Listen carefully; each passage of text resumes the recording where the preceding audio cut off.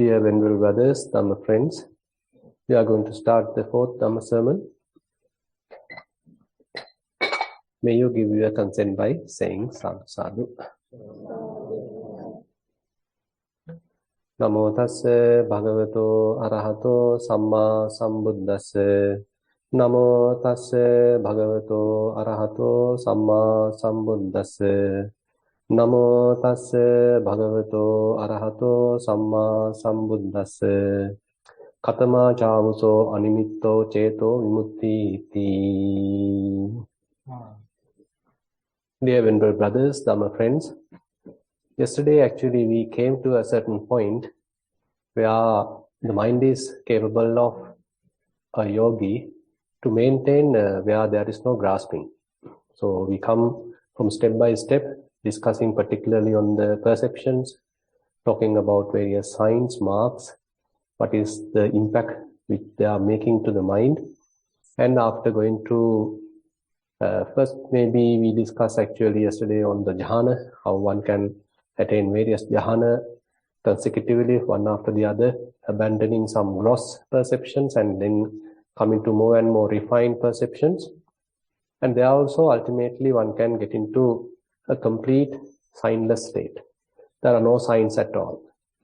Then we get on to explain the same process through vipassana, how one can understand the various phenomena.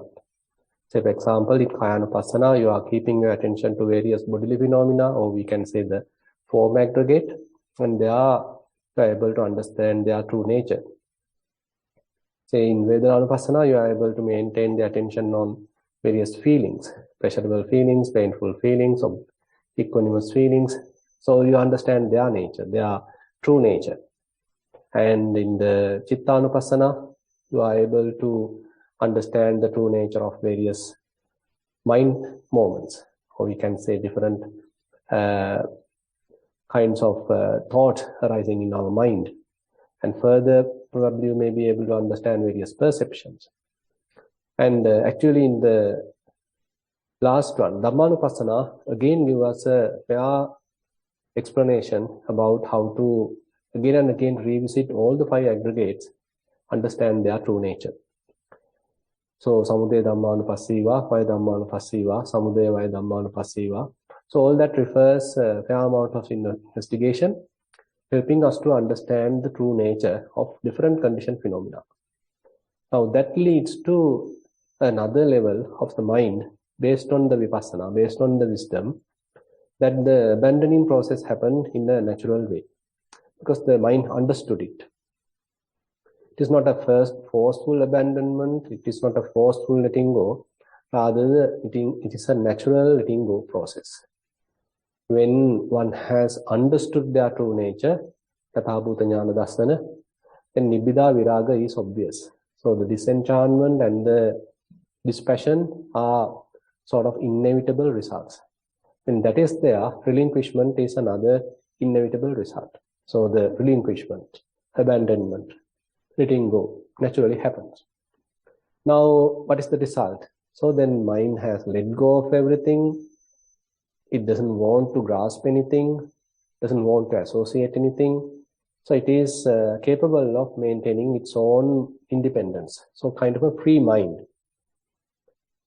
Now, anisitocha vihirati nachikinchi loke upadi. Now the mind has the capacity to maintain itself without associating on anything, without lingering on anything, without keeping its foot on anything, not grasping anything in the world. Now we came to that level yesterday to the Dhamma sermons. Now, so when one comes to that level, another area that we discussed yesterday, talking about the Bahya Sutta. So when one continues that, so Buddha particularly say to Venerable Bahya, so now you got to make it abundant. Make it as a kind of a restraint. When you see things, so keep it only to that, merely a scene. When you heard something, okay, now you can do, okay, it is a mere what you have heard. So don't go on and on. Let what you have heard to be just what you have heard.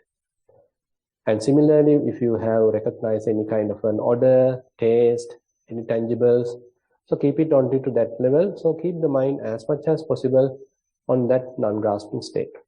Similarly, even when a thought comes to the mind, so let it go.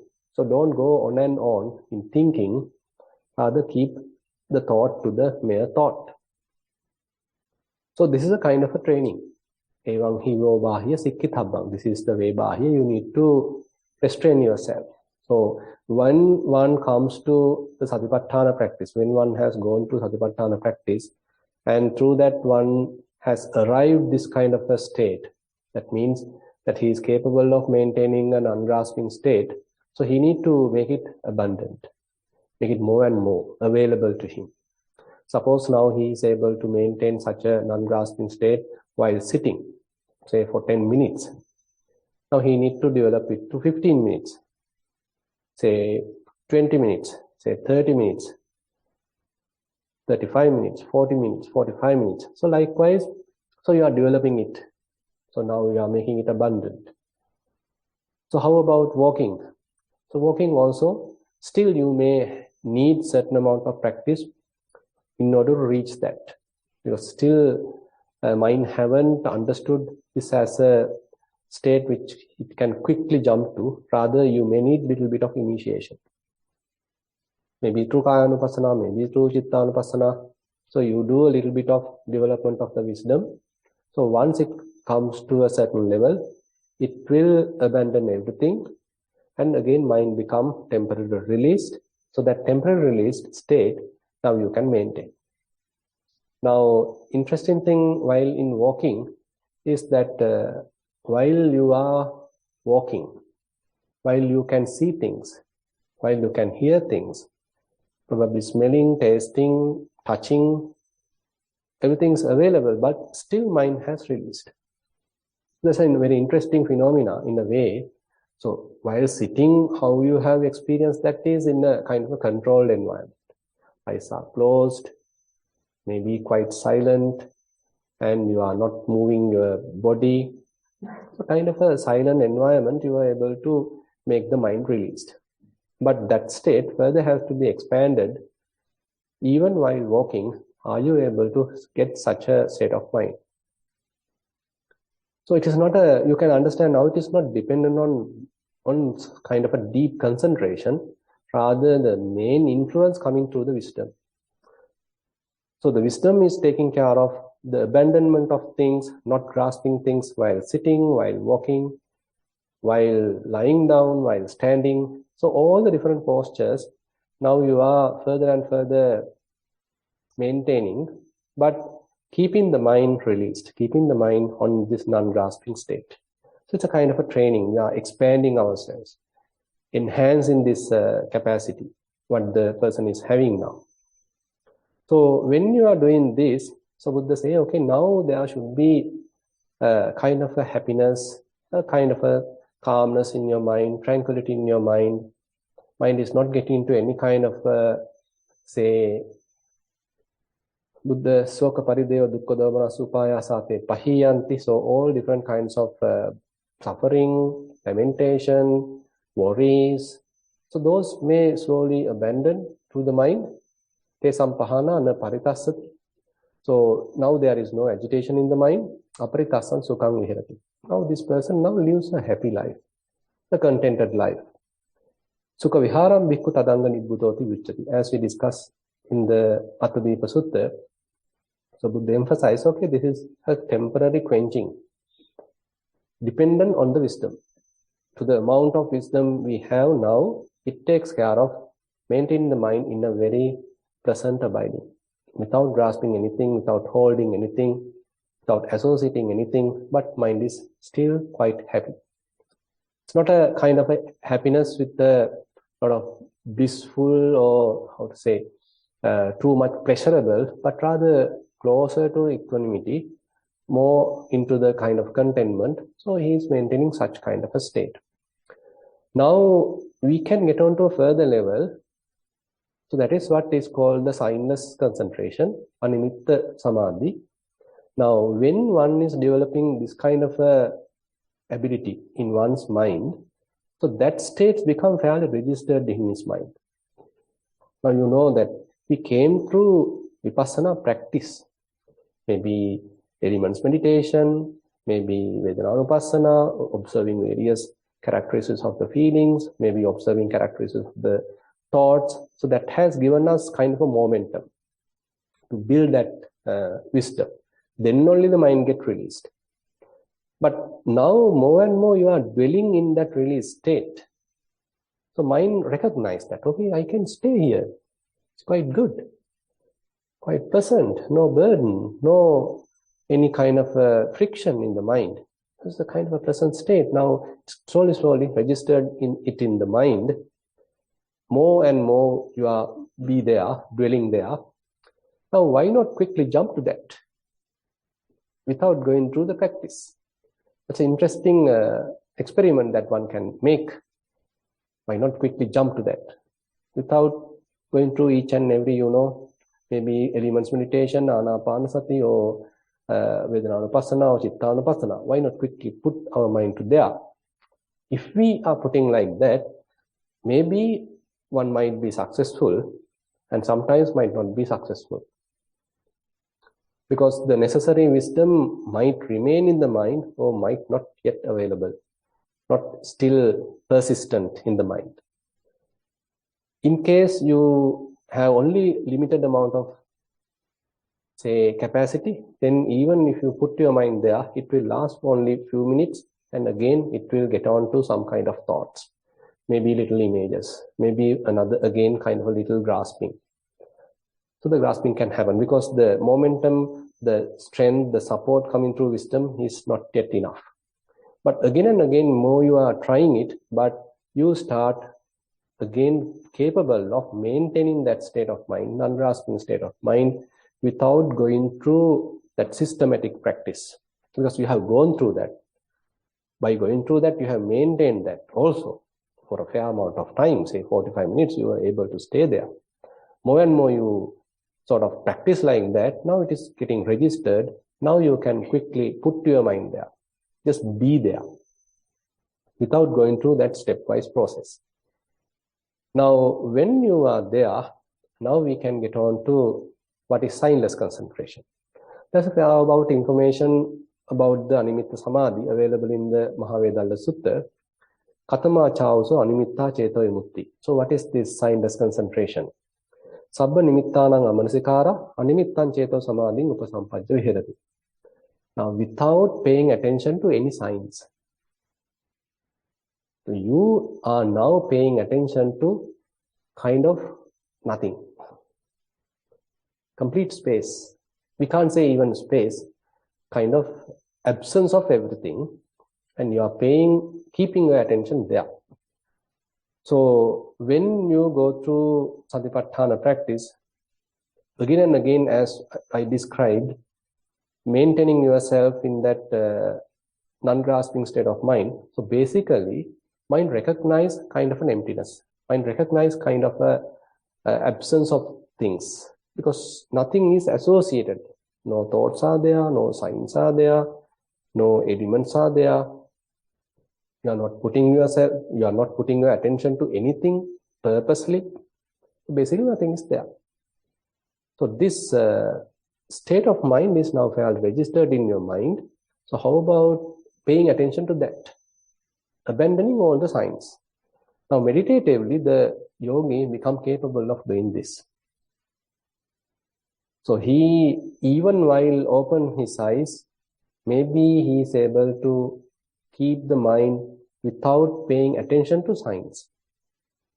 Even though he can hear sounds, he is not paying attention to those signs available in the sounds. Probably one may be trying it while sitting, while closing his eyes. He may be trying it, now not paying attention to anything. He is simply dwelling in that, in a way, kind of emptiness.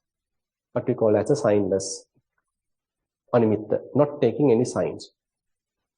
Typically in the Dhamma, in the commentary, so the signless concentration is developed, explained as a matter of understanding the impermanence.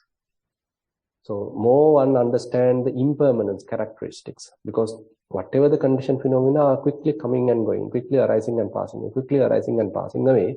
So to the level that it's difficult to pick a sign, because typically in order to pick some sign, pick certain marks, so we have to go through kind of a permanency.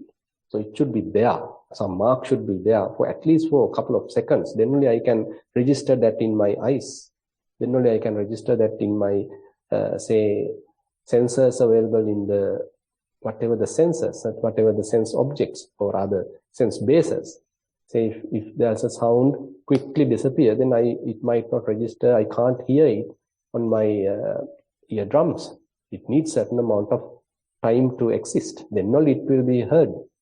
But in case things are quickly arising, passing, quickly arising and passing away, one becomes unable to pick the marks of it. Say, for example, you are practicing Vedananupassana, and at the beginning, you may be able to understand, okay, this is a pleasurable feeling. This is a painful feeling. This is a equanimous feeling. Differently, you may be able to categorize. But later, more and more, your mindfulness sharpens, clear comprehension sharpens. What happens is, so they won't last for a long time. They are quite momentary. Momentary impulses, like different feelings are there, but very momentary. Then you can't put a label, whether it is pleasurable, whether it is equanimous, whether it is painful. Very difficult to understand because they are quickly coming and going, quickly coming and going. They are very momentary. Then you can't say it is a pleasant feeling. You can't say it's a pleasurable feeling. You can't say it's a painful feeling. It's coming and going. You see it like a flux, kind of vibration, kind of coming and going, kind of mere feelings.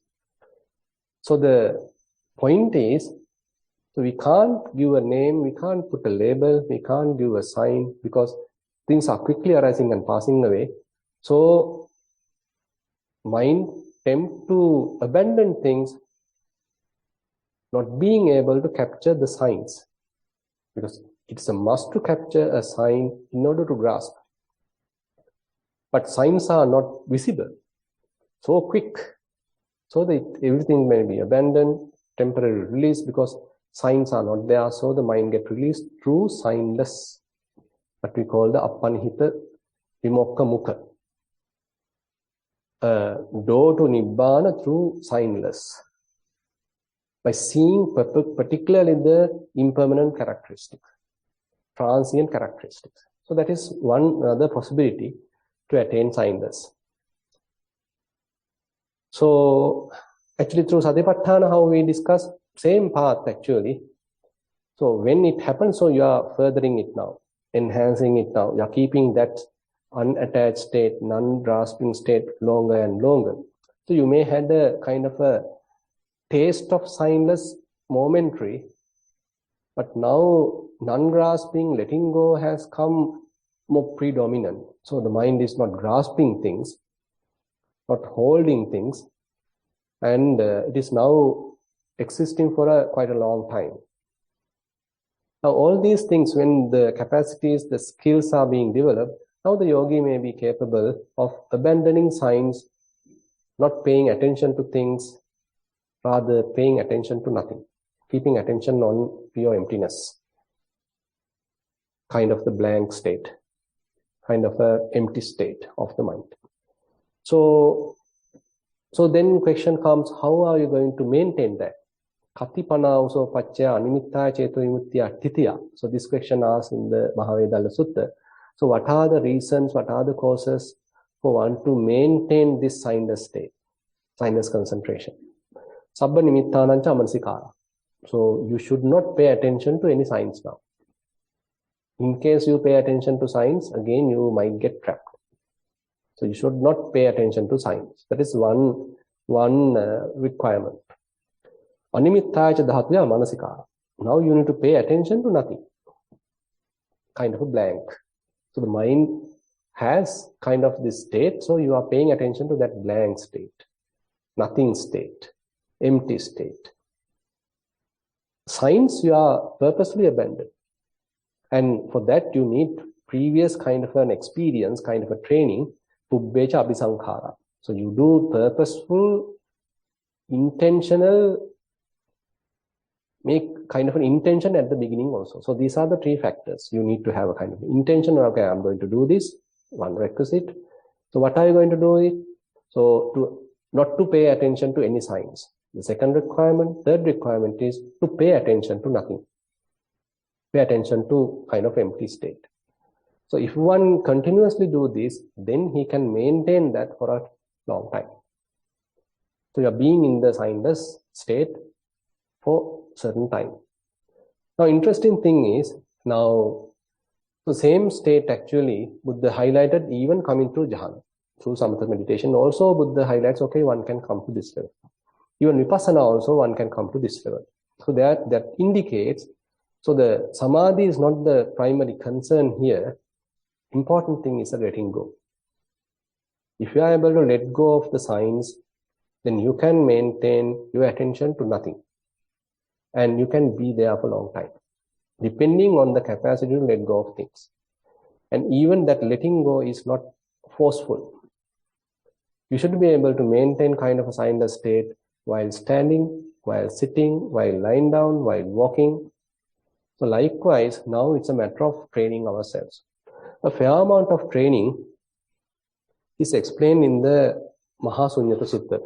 So very practical and fairly explained in all these, say, a comprehensive daily activities, daily living, how to expand this emptiness, how to expand this signless. So signless and emptiness are fairly related. So not picking any signs and being in that signless.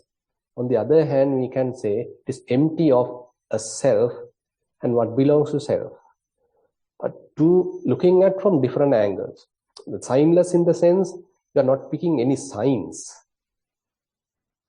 On the other hand, empty means, now if you can remember how we define the emptiness in the Chula Sunyata Sutta. Say it is empty of whatever the signs belong to the, say, city. Whatever the signs belong to politics, whatever signs belong to your occupation, whatever signs belong to whatever the mundane either things, you already have the signs belonging to the monastery. Then you abandon the monastery-related signs. It is now empty of those, but you have the signs of the body. It's not empty of that. And then you abandon all other three elements. You only captured the one particular element, say earth element, then you are empty of other three elements, you are not empty of earth element.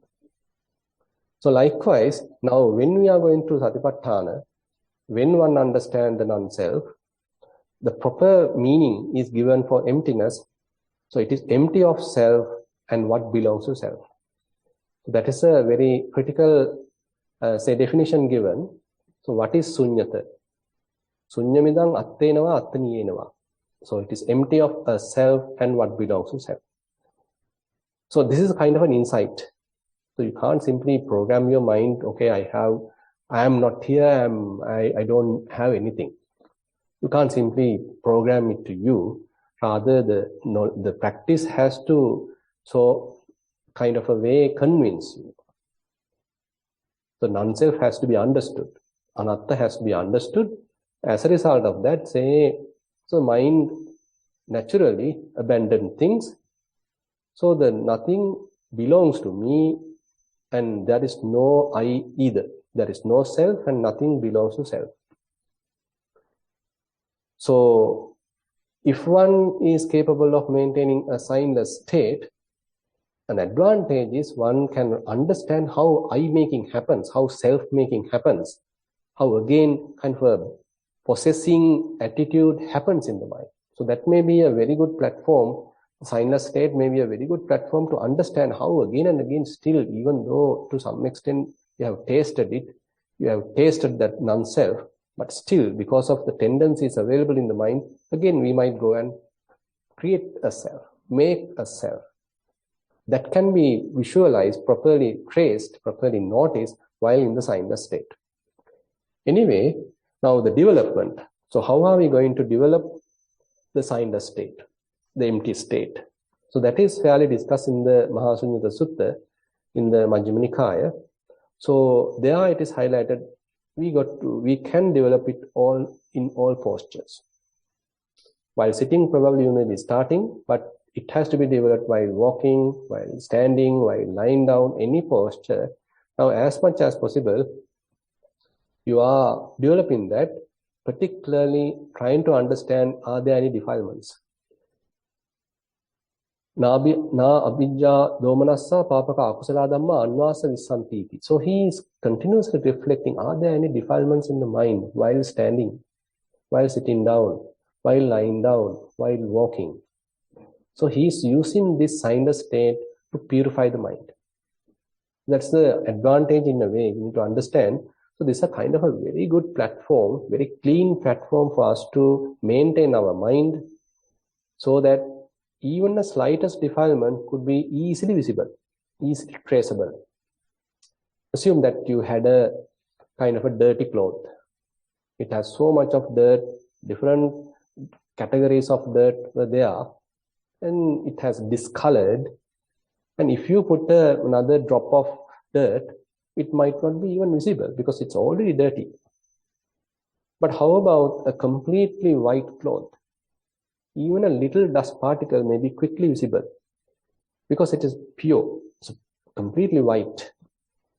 So the signless state of mind is something like that. So where the mind becomes completely pure, nothing is basically there. When even a thought arises, we may be able to trace it. When even a particular image happens to the mind, we may be able to notice it. Whenever grasping happens, we may be able to notice it. So likewise, it's a very good platform for us to maintain in order to recognize defilements. That is what highlighted here in the Mahasunyata Sutta. Okay, whenever any kind of a defilement happens, he may be able to trace it. And then how about the speech? So, and Buddha mentioned, very practically he explains it. He says, okay, now he get an idea to talk. So it's a daily living. So we can't simply maintain a dumb life. Okay, you have to talk. So he get an idea, okay, I have to talk now. Now he is concerned what I am talking. Now Buddha explained in detail, okay, there are different, say, contents or different themes of talking which are harmful, which are not useful. You probably have heard about the 32, titles, 32 themes which are not useful. Maybe about politics, maybe about trade, maybe about this, maybe about that. So whatever we are talking is there in the 32 list. So many things are there about the kings, about the queens, about the members, the ministers, about the prime ministers, about the wars. So whole list is there in the 32 list. So nothing to talk in a way when we consider that 32 list. So what is there to talk? So he recommend, okay, talk about the Dhamma, talk about putting more effort, development of the Sila, development of the concentration, development of the wisdom. So likewise, Dhamma related thing that he recommends to talk. So the speech is fairly now carefully handled. The idea is again not allowing the mind to get polluted, not allowing mind to get defiled. A fair concern is there about what we are speaking. And then thoughts. So what are we going to think now? So what are you going to think?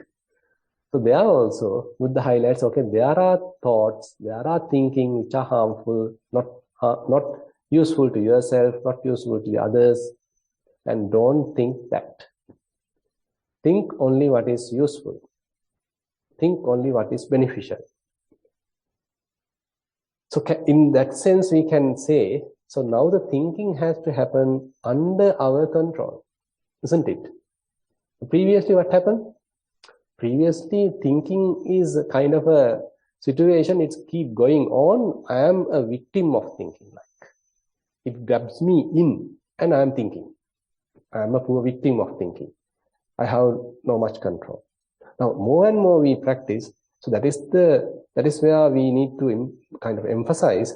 So this prapancha, conceptual proliferation, has to be abandoned. That should be a must. Too much thinking, overthinking, conceptual proliferation has to be abandoned as much as possible. A great emphasis has to be there on that. Without it, we can't silence the mind. Say, for example, you used to write novels. Probably now you may come to write short stories. After that, you may start writing essays. After that, you may write only sentences.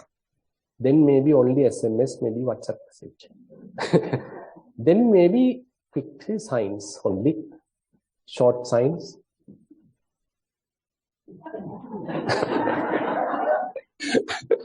Without even words. So the mind is quiet. So we have to experience this kind of a inner silence. So this inner silence is something beautiful. It is something that we need to start enjoying. Because sometimes if we haven't experienced it, we might feel it's very dumb, very boring, and something this and that. But if we take it from a different angle, now we will keep on sort of torturing the mind. How about giving it a rest? How about giving it some kind of a calmness, some sort of a tranquility, but by not putting too much garbage into it? So let's protect that. So all these skills, what we have developed through Vipassana, is for the well-being of the mind, a proper evenness of the mind. So we need to, in a way, skillful way, we have to protect the mind now. All the strength is available now, all the tools are available to guard the mind. So let's protect that. So therefore the silence, inner quietude is something we need to experience. And in many suttas actually, for example, say even the Sakkapanya Sutta, so Buddha highlights, there may be a path, there may be a practice with vitakka, with vichara, with thinking and pondering, maybe even wholesome way that you may be able to come to a fair amount of development. But the most sublime thing is to abandon that thinking, abandon even that wholesome thinking, and keep the mind in silence. Sometimes people might think, okay, isn't it the practice to generate only the wholesome thoughts and abandon only the unwholesome thoughts? Why can't we maintain only the wholesome thoughts? Quite a correct answer. But there may be a possibility even to abandon wholesome thoughts because they too are conditioned. So in the Chittanupassana, you may understand, okay, even it's a loving kindness thought, it has the nature to come and go. Even it's a ill will, it also has the nature to come and go. So we can't find a refuge in thinking. Thinking is a conditioned phenomena. So the silence of the mind is going beyond that. Getting closer to Nibbana in a way, you are not dependent on thinking, rather you are now getting more into that silence. So inner silence is therefore something we need to start appreciating, keeping the mind quiet. I can remember actually Ajahn Brahm actually giving a very beautiful example. He says, okay, one can watch a cricket match with a commentator's commentary. So your understanding, your enjoyment, your appreciation of that cricket match is influenced by what? Influenced by that commentator, right? So you assume that he has a bias to a particular country. Now suppose two countries are now playing. If he has a bias to a particular country, he may be commenting in according to his evaluation, according to his preferences. And we, watching the cricket match, we also being influenced by his own comments. That is how our enjoyment being conditioned. How about completely silent the TV so that no commentary being heard and you simply watch? Maybe a large screen, right? You can see the whole thing. Or maybe you are in the ground. Anyway, with a complete silence, assume that you are seeing it. Then your only influence, your only judgments, your only preferences may be working, but nothing coming from outside.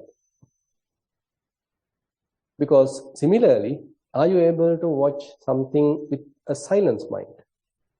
Without putting your judgments, without putting your, say, preconditioned, preconceived ideas. So having a silent mind, but seeing. Watching something, but with a silent mind. Eating, you are having your meals with a silent mind. Walking with a silent mind. So it's something that we can try. So how about training ourselves, maintaining a silent mind? So thinking is not a must to have in ourselves. So thinking is now becomes a kind of a tool. And when necessary, we can think. When not necessary, we don't need to think. The final conclusion or advice given in the Vitakka Santhana Sutta, Majjhima Nikaya. Vasi Vitakka Pariyapatesu. So one becomes a kind of a master in thinking.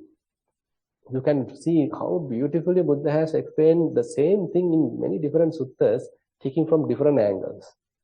You become kind of master in thinking. When you need to think, you can think. When you don't need to think, you can be quiet. Okay. So in case you need to think, therefore Buddha advice, okay, think only what is beneficial. And when you are thinking, you are fully aware. So mind is thinking, okay, I'm fully aware. Under my supervision, it is thinking. So you are the master now.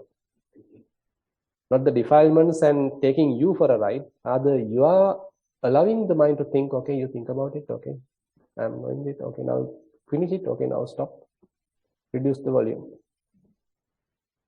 And then, Buddha's further mention, further and further, again and again, you need to do a kind of a constant reflection about what is the state of the mind. Abhikkanang sakanchittang pacchavekkitabbang. Attinukome imesu panchasu kamugunesu anyatarasmingva ayatane uppajjati chetaso samudacharoti. So in the Mahasunyata Sutta, Buddha say, again and again, quite often, you need to reflect what is available in your mind now. What are the things still available in your mind? So are there any kind of thoughts going on, any kind of obsessions, time to time at least going on, with respect to any kind of seeing what you have seen through your eyes? Say you have seen a kind of a drama. Okay, yesterday you enjoyed that drama. So today you are now trying to practice signless, trying to maintain empty mind. So probably time to time, some scenes, some episodes of that drama may appearing in your mind, isn't it? Because you have enjoyed that. So it is coming and popping up in your mind. So you should be able to notice it. Say you are in an argument with someone. Probably you had a little, argument with someone. Now you are calming down yourself, tranquilizing yourself, and trying to maintain yourself. But what has happened, probably coming back, popping up in your mind. So likewise, all that pops up, all that advertisements, all that, say, momentary kind of, little disturbances happening in your mind should be visible. And when they are there, is there any kind of an agitation in the mind? Is it causing any kind of a mental excitement? In case the excitement happens, you need to quickly return back to the unexcited state, non-grasping state, unagitated state. That's the bottom line. So as we even yesterday discussed in the Indriya Bhavana Sutta, Buddha is giving a very, very beautiful similes how quickly we need to return. So for example, while you see things, in case you get agitated, he say, with a blink of an eye, you need to return back. So while you are listening to something, if you get agitated like this, you need to return back. So that's the reference that he is giving. You can see as a teacher, so he has given a very, very difficult kind of references. Okay, this is the target. Are you able to return back in the blink of an eye? With the slip. Something like that. So that means maintaining that non-grasping state, maintaining that very pure state of mind, undefiled state of mind as much as possible. In case agitation happen, you need to return back. Now the interesting thing is that at the beginning it appears like very, very difficult, but more and more we practice become capable, and you become confident about your own practice. Some of you are simply listening, some of you are simply, beginners, and you feel might be it's difficult. But the interesting thing is, more we practice, the capabilities, the skills become available to us. So the practice become more and more easier and easier available to us. Say, for example, in the Indriya Bhavana Sutta, so for the typical practitioner, would say you probably have to do a little reflection to return back. Say, for example, if your mind gets excited, in order to return back, you need to understand, okay, this excited state is little gross. Where I was, it was fairly refined, very simple, very serene, calm, quiet, peaceful. So you need to do a reflection, maybe a little bit, thinking, okay, now where I am is gross, kind of a burden. So I better go back. You need to do a little reflection. It may take maybe few minutes. Else, would they say, okay, you need to understand it's a kind of a conditioned state. So you have prepared that. So you have put your own stuff. That's why it's become excited. You become excited. You have put your own influence to it. You are the one constructed. So this new state is more constructed state, a conditioned state. See that, sankatang, is constructed state.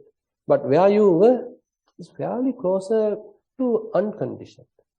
You are simply there, nothing to do, fairly empty, no activities, quite signless, closer to Nibbana.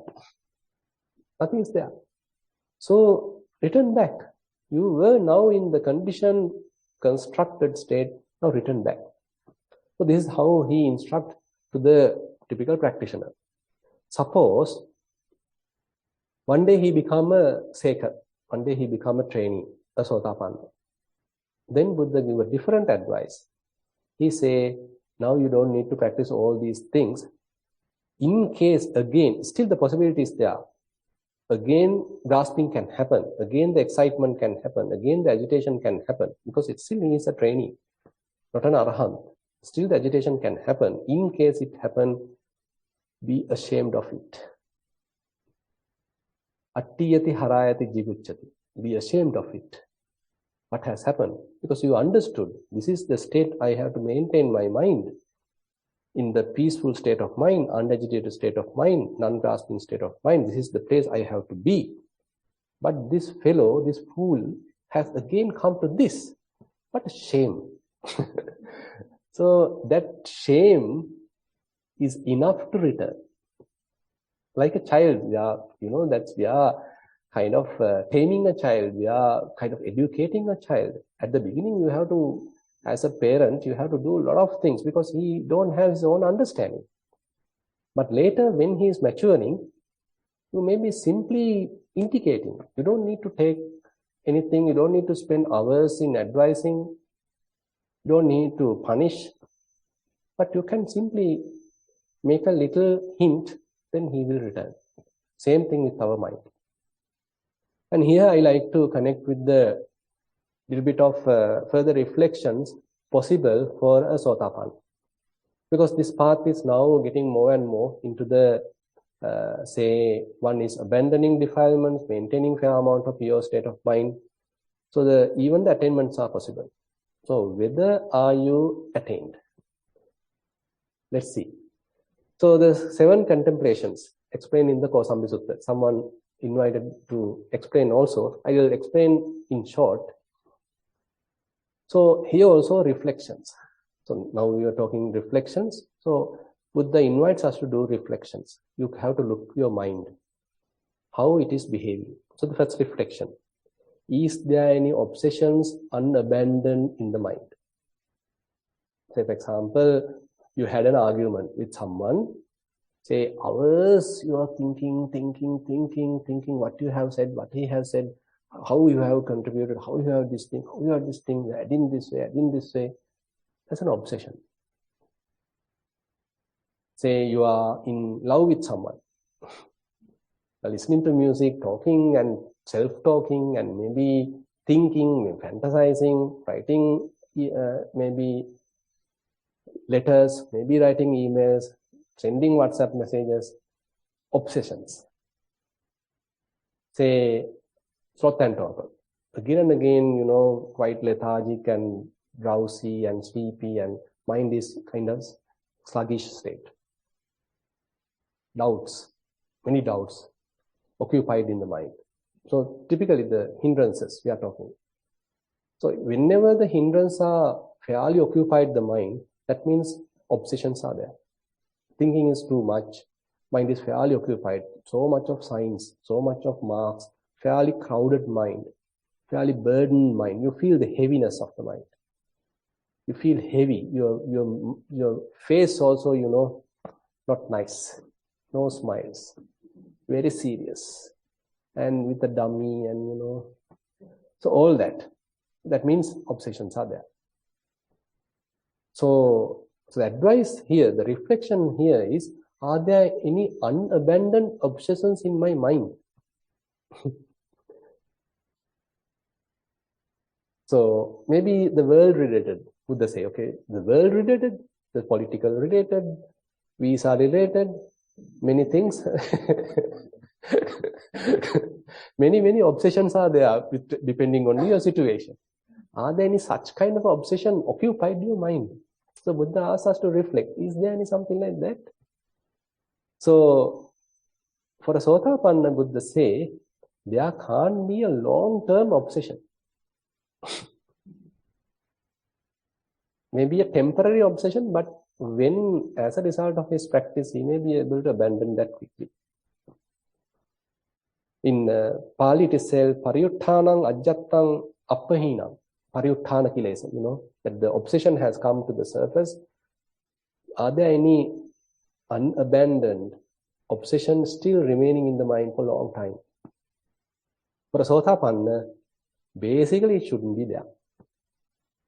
It may be for a short period, temporary period. Once you are careful about it, pay attention, put some practice, slowly it has to disappear. So mind has to have its clarity. Then another one, Buddha say, now you understood the path. Now Sotapanna, a trainee, means he already understood the path, he found a path, he has the correct view. Now, are you confident that when you are developing this view, again and again, you are able to sort of quench your mind, cool your mind, calm down the mind? Because you understood the path, you have realized something, you have the correct view. Is this view, what you have, is capable of further calming down the mind, further cooling down the mind, further quenching the mind?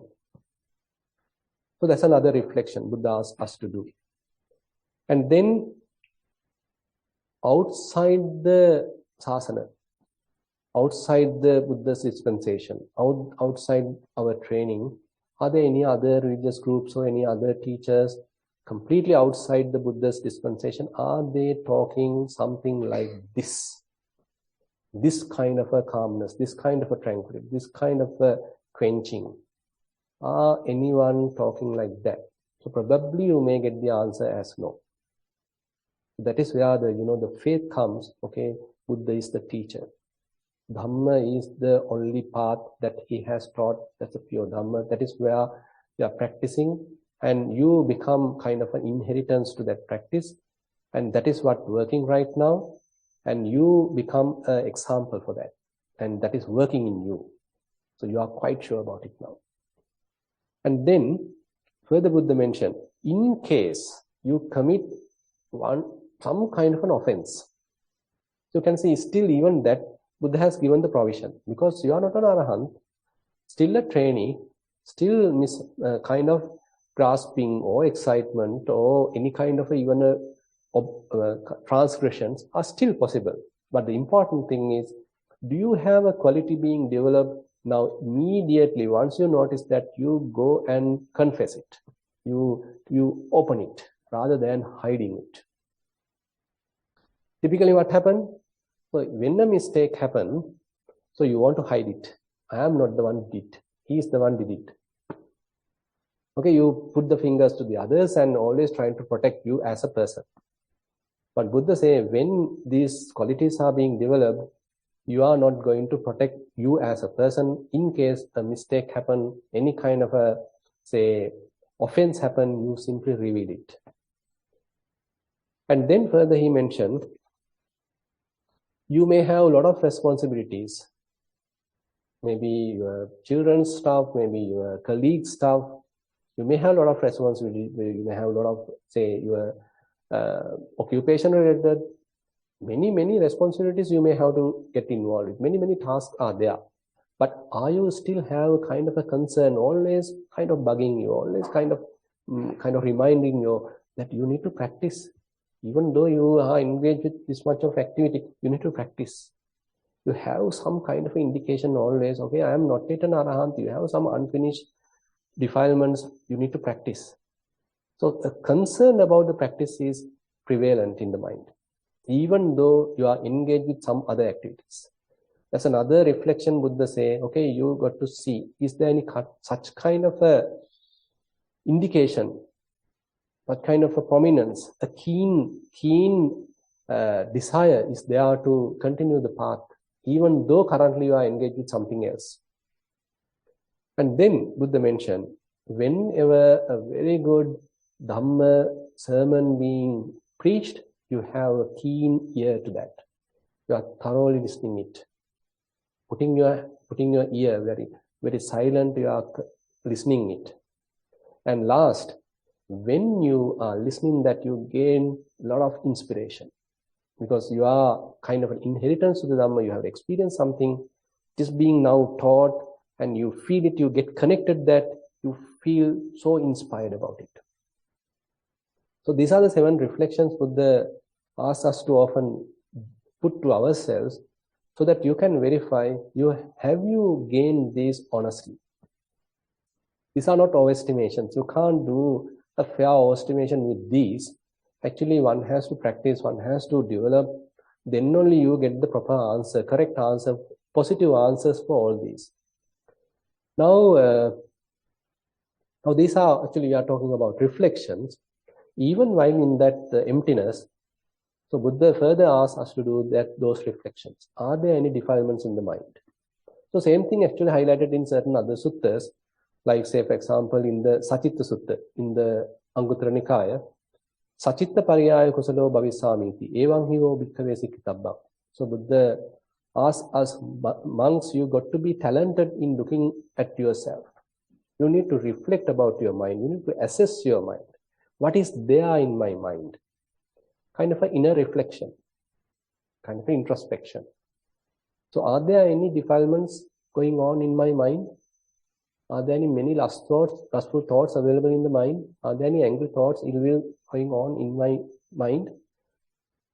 So a huge list is there, a long list is there, talking about different forms of defilements. In case you get the answer as yes, then Buddha say, okay, you got to work now. You got to work hard. Still you are in the mud. Still you are not yet found the path. So please, don't waste time. On the other hand, if you now feel, okay, I have fairly a good thing, fairly wholesome things are developed, okay, you can be happy, but now you have to work hard to abandon the fetters, to overcome the influxes, because still they are there. That's the problem. Currently, there may not be lust, but the potential could be there. Currently, there might not be anger, but the potential to make you angry is still there. So likewise, the latent tendencies are still unabandoned. still operative, but they are latent now. We have to, in a way, continue the path so that even the latent tendencies are abandoned, even the influxes are abandoned. And the whole path actually is not then become a kind of a strenuous path in a way. It is not that you prepare a schedule and put yourself into 1 hour sitting, 1 hour walking, 1 hour standing. It's not like that kind of a scheduled path, but it's a kind of a relaxed path. Because the things are now very much like dependent on the mindfulness, dependent on the wisdom. Mindfulness will tell you, okay, what is the state of mind? You have to work it out through the wisdom. Because the wisdom will take care of the letting go. So letting go becomes more and more easy task, possible task. So the maintenance of the animitta, maintenance of the signless state, become a more and more smooth, possible, relaxed activity. So therefore, the further development of the bojjhangas, enlightenment factors, is not something strenuous. Rather, here Buddha say it has to be a more smooth, a seamless kind of development. You may have to develop further mindfulness, enlightenment factor, but in a more relaxed manner. Sati sambojjhangam bhaveti viveka nisitang, viraga nisitang, nirodha nisitang, vassanga parinam. Dhammavichaya sambojjhangam bhaveti viveka nisitang, viraga nisitang, nirodha nisitang, vassanga parinam. Viriya sambojjhangam bhaveti viveka nisitang, viraga nisitang, nirodha nisitang, vassanga parinam. He keep on tell all the enlightenment factors, how to develop it. Viveka nisitang. More and more keeping the mind in silence with less activity. Relaxing. Viraga nisitang. Maintaining kind of a dispassionate attitudes towards most worldly affairs. It has to be kind of coming from you. Not having much interest about the world affairs. Because you are now going in a different path. Viraga nisitang. Nirodha nisitang. A fair amount of I, self, ego, probably temporarily not available. So you may feel the absence of a self. Probably the dukkha may be not available. No any agitation in the mind. There is no any kind of say sorrows, lamentations, crying, worrying, excitements. So they are not there. So fairly you are maintaining kind of a relaxed state, calm state, cool state. So the Nirodha actually can come in different angles. And particularly here, I feel, but there may be something we need to further, say, look at.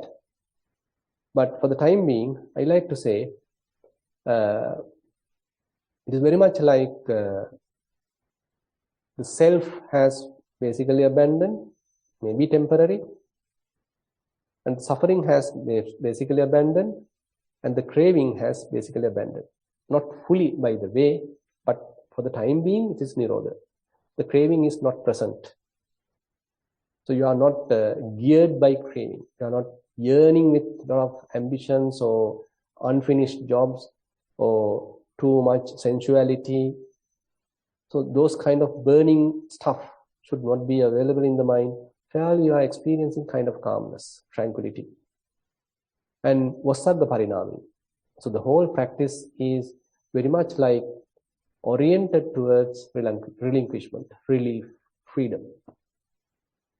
So therefore, it is not kind of sitting longer. It is not something that you are doing your practice like as you did several years ago. But now the practice should be something more seamless. So you know how to handle it. So you know how to go through a particular situation without agitating the mind, keeping the mind more relaxed, more calm, without making a self, without allowing the mind to grasp. Maintain the mind in a more relaxed state. So giving more concern about the clarity of the mind. So careful about the clarity, not allowing the mind to get obsessed again, crowded again, excited again, agitated again. Rather, keeping it quiet, relaxed, silent, unagitated, contented. So these are the qualities that Buddha highlight that you further have to develop. And we'll see what happened when we are doing like that on tomorrow last sermon. With that, I will conclude today's Dhamma sermon. Thank you very much. Okay, today also we have spent fair amount of time in practicing mindfulness, concentration, wisdom, and again we have participated to a Dhamma discussion and listened to Dhamma sermon, and some of you have participated in offering the dana. So all that help us to accumulate fair amount of merits. We share these merits with all the celestial beings. We share these merits with all the past relatives and whoever in need of merits. And we wish these merits help us also to understand Buddha's teaching, practice it to the best of our ability, and attain path, fusion, nibbana. We'll recite the traditional verses. Ettavataca amhehi sambatang punya sampradang sabbe deva anumodantu sabba sampatti siddhiya. Ettavataca amhehi sambatang punya sampradang sabbe bhuta anumodantu sabba sampatti siddhiya. Ettavataca amhehi sambatang punya sampadang sabbe satta anumodantu sabba sampatti siddhiya.